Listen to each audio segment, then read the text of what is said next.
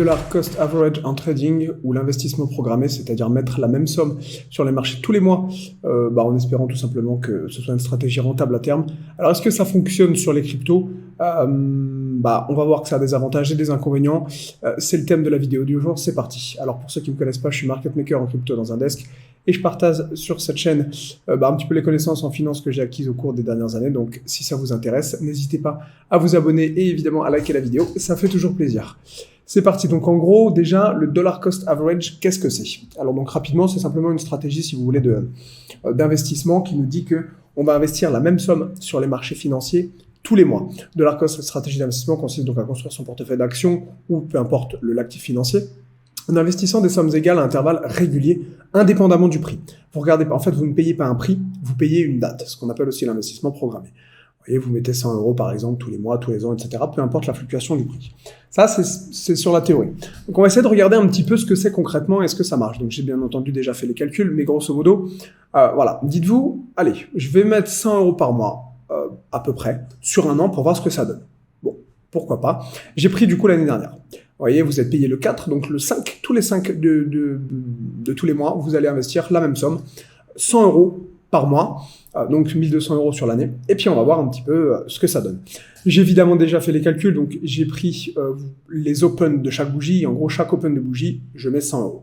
Ça me donne un certain montant par rapport au Bitcoin à l'année que je divise par 12 mois, ça me fait une moyenne, et grosso modo, ces 1200 € divisés par cette moyenne, ça fait que vous auriez accumulé, grosso modo à la fin de l'année, 0,0261 Bitcoin. Évidemment, les chiffres sont plus ou moins arrondis, c'est pas très très précis, mais c'est simplement pour vous expliquer ma manière de penser. Ok, donc vous auriez vous auriez ça en gros à la fin de l'année 2021. Bon, pourquoi pas. Moi, effectivement, c'est pas forcément ce que je préconise parce que il y a différents inconvénients. Il y a des avantages à utiliser cette stratégie et la plupart du temps, on vous dit ça va réduire la volatilité. C'est vrai que du coup, ça va lisser un peu les prix, c'est vrai. Et 2, ça va réduire l'impact psychologique. Ça, je suis pas d'accord.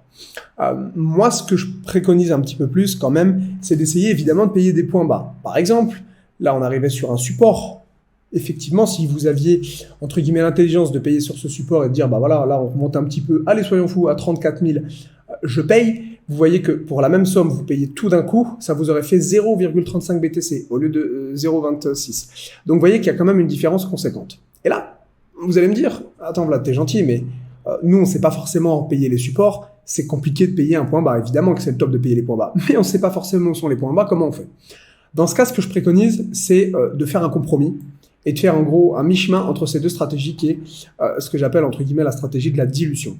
C'est-à-dire qu'en gros, vous prenez cette même somme, 1200 €, et vous vous dites, voilà, je vais la mettre dans le marché en 2, 3, 4 fois. Bon, ça sert à rien de la mettre en 10 ou 12 fois, sinon autant faire du dollar cost average, mais vous vous dites, je vais rentrer en plusieurs fois. En gros, c'est le principe. Qu'est-ce que vous allez faire? Tout simplement, vous allez faire, vous prenez vos 1200 €, vous divisez ça en 3 par exemple, et vous vous dites, voilà, là, on est là, aujourd'hui, là où je fais cette vidéo, le marché peut-être va remonter, j'en sais rien, c'est prospectif, et donc, disons qu'à 33 750, ça va m'intéresser, je vais payer 400 € de Bitcoin ici. Ok, vous payez, ça fait un certain nombre de Bitcoin. Le marché remonte, il consolide un peu, et comme vous êtes un investisseur intelligent, vous dites, on a consolidé, ça m'intéresse de remettre. Allez, on est au milieu du range, je vais remettre 400 balles, la moitié. Ok, donc 44 000, vous remettez, ça fait un certain montant. Ensuite, vous voyez que le marché donc fluctue un petit peu, évolue, il finit par remonter, il fait un petit creux et vous vous dites, oh là, ça sent le breakout, ça va breaker, c'est direction les 100 000, j'y suis, je remets les 400 derniers balles qui me restent. Ok, vous mettez ça à 60 000, ça vous fait un certain montant. J'ai fait le calcul, donc grosso modo, ça vous fait 0,027 Bitcoin. Et là, vous allez me dire, en gros, si je fais du DCA sans me prendre la tête et sans chercher, entre guillemets, à investir de manière intelligente sur des points un peu bas, j'ai quasiment le même chiffre. Je serai à 0,026 au lieu d'être à 0,27. C'est quasiment la même chose. Quel est l'intérêt d'utiliser ça? En réalité, il y en a plusieurs. Mais pour moi, l'intérêt essentiel, et c'est ce que j'essaie de vous communiquer dans cette vidéo, c'est la psychologie. Premièrement, ça va vous apprendre à acheter non pas sur un pic, mais sur une consolidation. C'est extrêmement important. Pourquoi c'est important? C'est toujours mieux de payer évidemment des points bas. Vous voulez pas acheter une maison à 65 000, vous voulez acheter une maison au prix qu'elle est maintenant, c'est-à-dire à 30 000. Pour la même maison, il vaut mieux la payer 30 000 que 65 000. Jusque-là, vous êtes d'accord, donc on achète des points bas. 2. L'avantage de payer des points bas, c'est que si le marché remonte, et généralement quand vous payez un point bas, c'est ce qui se passe, psychologiquement, ça va être beaucoup plus facile. Ils disent que le DCA va lisser un petit peu les effets psychologiques, mais c'est faux. C'est-à-dire que malheureusement, vous aurez des effets psychologiques, parce que là, j'ai pris là, c'est bien parti. Mais imaginez que vous lanciez ici, vous investissez un mois, le deuxième mois, le troisième mois, le quatrième mois, quand il faut en remettre le cinquième mois, vous êtes, à chaque fois que vous avez payé, le marché s'est défoncé. La gueule, du coup, qu'est-ce qui se passe? Vous êtes impacté psychologiquement, et ça c'est très embêtant parce que ça va un petit peu vous dégoûter. Et c'est pour ça que je conseille de faire ça, d'essayer d'avoir des points bas et de rentrer sur le marché en 2-3 fois si vous n'êtes pas connaisseur. Comme ça, si vous vous plantez, ça va quand même lisser un petit peu, entre guillemets, l'erreur. Évidemment, pas autant que ça, mais ça aura les effets aussi positifs, et c'est un compromis que je trouve intelligent entre ces deux stratégies qui sont le DCA, où c'est pour moi vraiment trop systématique, ça marche pas, et au l'inverse, ce que je vous ai mis, de payer en one shot le marché, et ça aussi, c'est bien, mais c'est toujours pareil, si vous vous plantez, voilà. Moi, c'est ce que j'avais fait honnêtement ici. Ici, le marché, il avait fait une englobante haussière, le jour d'après, ici, j'ai payé ce prix, l'année dernière. Franchement, j'avais payé un très bon point. J'y suis allé one shot. J'ai payé une bonne partie de mon portefeuille ici.